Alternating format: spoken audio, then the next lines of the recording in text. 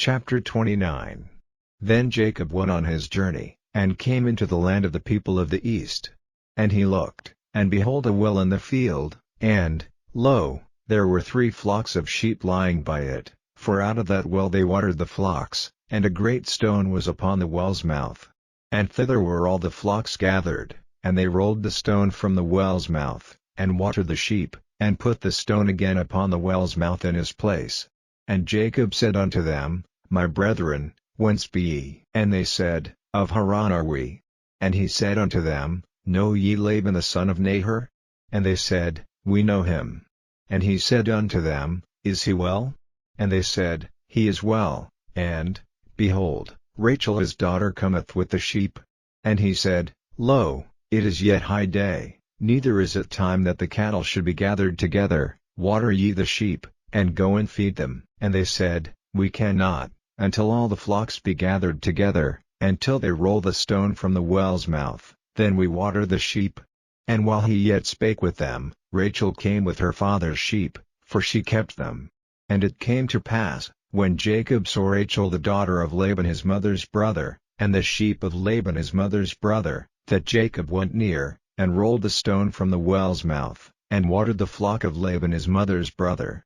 And Jacob kissed Rachel, and lifted up his voice, and wept. And Jacob told Rachel that he was her father's brother, and that he was Rebekah's son, and she ran and told her father.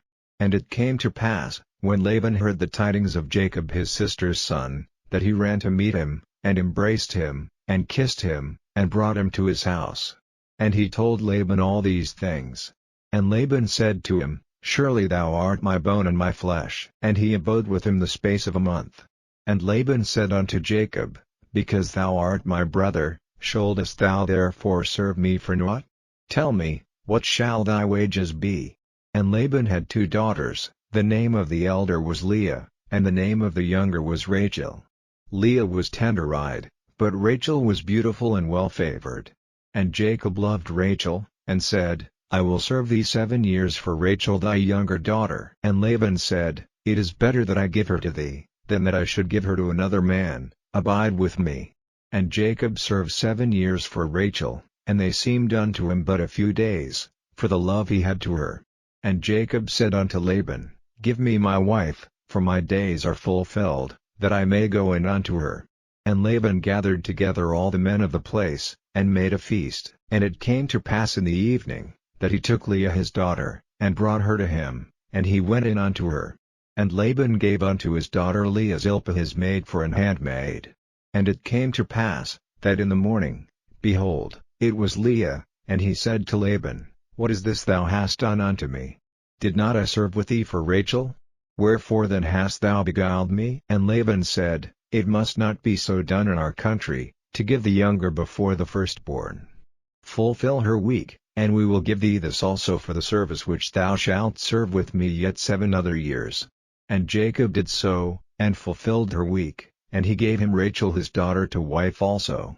And Laban gave to Rachel his daughter Bilhah his handmaid to be her maid. And he went in also unto Rachel, and he loved also Rachel more than Leah, and served with him yet 7 other years. And when the Lord saw that Leah was hated, he opened her womb, but Rachel was barren.